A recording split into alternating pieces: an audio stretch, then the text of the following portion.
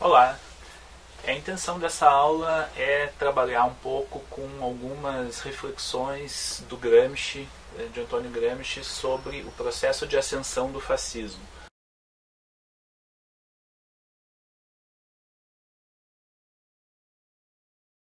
Em março de 21, ele caracteriza o fascismo como expressão da revolta da classe média. O que é o fascismo visto numa escala internacional? É a tentativa de resolver os problemas da produção e da troca através de rajadas de metralhadoras e tiros de pistola. Ou seja, resolver a crise através de tiros de pistola. Absolutamente atual. E aí ele complementa essa reflexão com algo também absolutamente atual e que muitas vezes a gente pensa que é característico apenas do nosso tempo e está literalmente registrado em março de 1921 pelo Gramsci. Ele diz: a experiência histórica não vale para os pequeno-burgueses, que não conhecem a história. A ilusão é o alimento mais tenaz da consciência coletiva.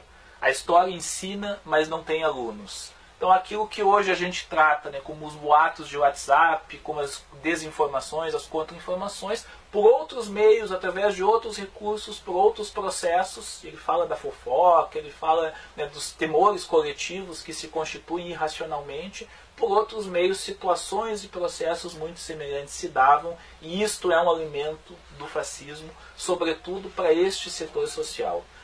No mês seguinte, em abril de 21, ele trata o fascismo como expressão do atraso e da decomposição social e, portanto, como a tentativa de canalizar um sentimento antissistema para uma perspectiva reacionária. Eu vou citar aqui mais uma vez que ele diz que o fascismo é o nome da profunda decomposição da sociedade italiana, que não podia deixar de se acompanhar pela profunda decomposição do Estado. O fascismo apresentou-se como antipartido, abriu as portas para todos os candidatos e, prometendo a impunidade, permitiu que uma multidão informe cobrisse com um verniz de idealismo político vago e nebuloso o transbordamento selvagem das paixões, dos ódios, dos desejos.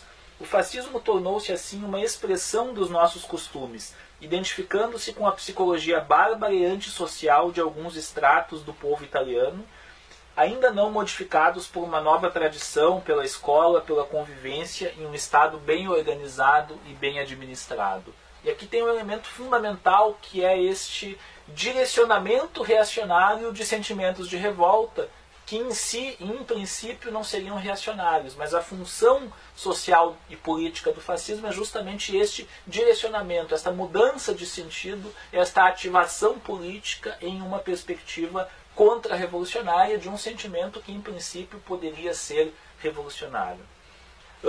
Qual é a base social? Quem o fascismo articula, reúne e congrega? Fundamentalmente, a pequena burguesia.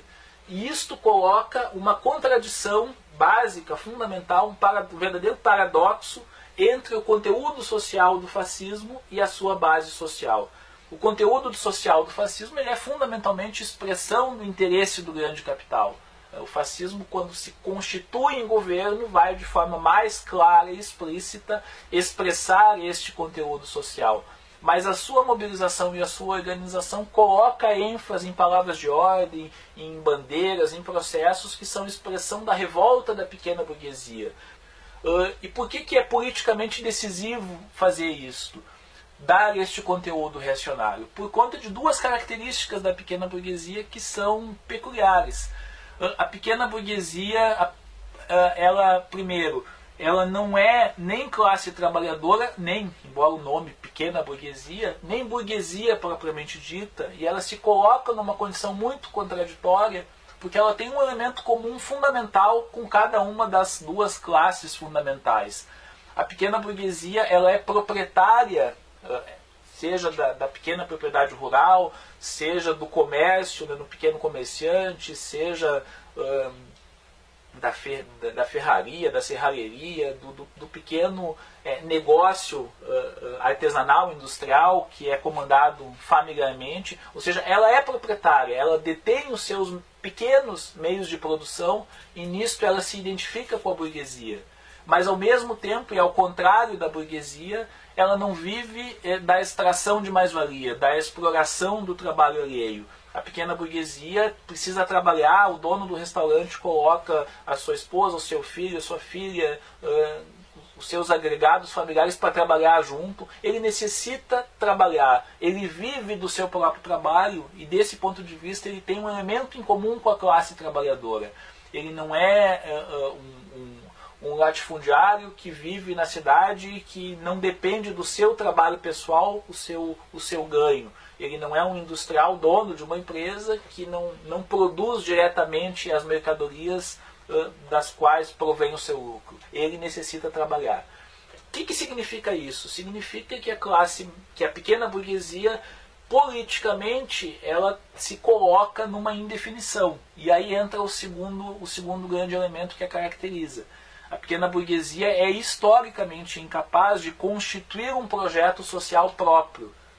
É utópico, é irreal uma sociedade de pequenos proprietários, uma organização econômico-social que seja a expressão e que tenha como classe dominante a pequena burguesia. Isso não se coloca como utopia, se coloca como uma aspiração imaginária, mas não se concretiza como projeto real. E, portanto, a expressão política da pequena burguesia é sempre associada a uma das classes fundamentais.